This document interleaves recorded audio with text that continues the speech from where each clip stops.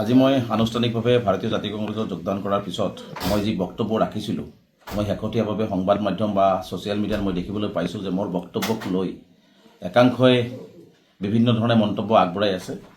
আৰু মই দেখিলোঁ যে মোৰ বক্তব্যটো সম্পূৰ্ণ বিকৃত ৰূপত প্ৰকাশ কৰি উদ্দেশ্যপ্ৰণোদিতভাৱে আচলতে এটা পৰিৱেশ বেয়া কৰিবৰ কাৰণে চেষ্টা চলোৱা হৈছে। ই অতিকৈ নিন্দনীয়, গৰিহণাৰ যোগ্য। মই বক্তব্যৰ প্ৰথমৰ পৰাই এখন বৰ অসম গঢ়াৰ কথা কৈছিলোঁ, মই সমন্বয়ৰ কথা কৈছিলোঁ, সকলো জাতি জনগোষ্ঠীৰ সমন্বয়ন সমমৰ্যাদা সমবিকাশৰ কথা কৈছিলোঁ। শদিয়াৰ পৰা ধুবুৰীলৈকে, বৰাকৰ পৰা ব্ৰহ্মপুত্ৰলৈকে সকলোৱে মিলাপ্ৰীতিৰে সমন্বয়েৰে উন্নয়নেৰে আমি এখন বৰ অসম গঢ়িব পাৰিম বুলি মই এই কথাটো কৈছিলোঁ। আৰু মই এইটো কথাও কৈছিলোঁ যে শিৱসাগৰৰ উন্নয়ন ধুবুৰীতে হ'ব লাগিব। ধুবুৰীৰ সমন্বয়, বৰাকৰ সমন্বয়, আজি শিৱসাগৰৰ সমন্বয় আমি একেলগে একত্ৰিত কৰি সকলোৰে উন্নয়ন লৈ পেলাই, সমন্বয় লৈ পেলাই আমি এখন বৰ অসম গঢ়িব লাগিব। তেনে এক পৰিপ্ৰেক্ষিতত মোৰ বক্তব্যৰ কিছু অংশক লৈ পেলাই যি ধৰণে আচলতে প্ৰপাগাণ্ডা সৃষ্টি কৰা হৈছে, গতিকে এইটো সঁচাকৈ গৰিহণাৰ যোগ্য, নিন্দনীয়। গতিকে মই স্পষ্টকৈ ক'ব বিচাৰিছোঁ যে মই কেতিয়াও কোৱা নাই যে ধুবুৰীৰ মানুহ যে শিৱসাগৰত থাকিব, শিৱসাগৰৰ মানুহ আহি ধুবুৰীত থাকিব, তেনেকুৱা কোনো ধৰণৰ বক্তব্য মই দিয়া নাই। গতিকে মোৰ বক্তব্যটোক আচলতে বিকৃত ৰূপত প্ৰকাশ কৰি পেলাই কোনোবাই ৰাজনৈতিক লাভালাভ ল'বৰ কাৰণে চেষ্টা কৰা পৰিলক্ষিত হৈছে। একাংশও তাত হাত উজান দিছে যে মই শিৱসাগৰখন ধুবুৰীলৈকে, ধুবুৰীখন শিৱসাগৰলৈকে লৈ যাব বিচাৰিছোঁ। তেনেকুৱা ধৰণৰ কোনো বক্তব্য মই দিয়া নাই। কাৰণ মই স্পষ্টকৈ ক'ব বিচাৰিছোঁ যে জাতীয় সংগঠন কৰিছোঁ দীৰ্ঘদিন।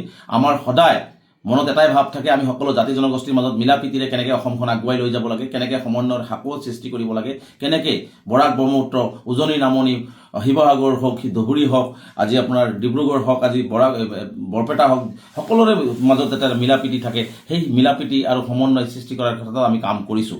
গতিকে মোৰ তেনেকুৱা কোনো অভিপ্ৰায় নাই যে মই ভাঙনমুখী পৰিৱেশ সৃষ্টি কৰিম বা ভাঙনমুখী কথা ক'ম। তেনেকুৱা অভিপ্ৰায় আমাৰ থাকিলে বা মোৰ থাকিলে নিশ্চিতভাৱে মই এটা ছেকুলাৰ পাৰ্টিক, দিশাকে প্ৰসিদ্ধ ছেকুলাৰ পাৰ্টিক, ভাৰতীয় জাতীয় কংগ্ৰেছত মই যোগদান নকৰি বেলেগ পাৰ্টিতো যোগদান কৰিব পাৰিলোঁ হয়। এনেকুৱা অভিপ্ৰায়, এনেকুৱা মানসিকতা আছিলে অসমৰ মুখ্যমন্ত্ৰী ডাঙৰীয়াৰে আছে।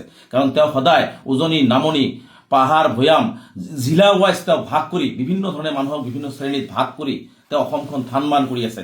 আৰু তেনে পৰিপ্ৰেক্ষিতত আমি এখন বৰ অসম ধৰি ৰাখিবৰ কাৰণে গৌৰৱ গগৈ ডাঙৰীয়াৰ নেতৃত্বত আমি সকলোৰে লগত শদিয়াৰ পৰা ধুবুৰীলৈকে, ডিব্ৰুগড় হওক, শিৱসাগৰ হওক, ধুবুৰী হওক, বৰপেটা হওক, বঙাইগাঁও হওক, গুৱাহাটী হওক, সকলোৰে মাজত একতাৰ বন্ধৰে এক বৃহত্তৰ অসমীয়া জাতি গঠন প্ৰক্ৰিয়াক আগবঢ়াই লৈ যাবৰ কাৰণে, সমন্বয় সৃষ্টি কৰি আমি আগুৱাই যাবৰ কাৰণে আমি এই কথা বাৰ্তাবিলাক আমি সদায় বৰ অসমৰ কথাই কৈ আহিছোঁ যে আমাক এখন বৰ অসমৰ অতি প্ৰয়োজন হৈ পৰিছে।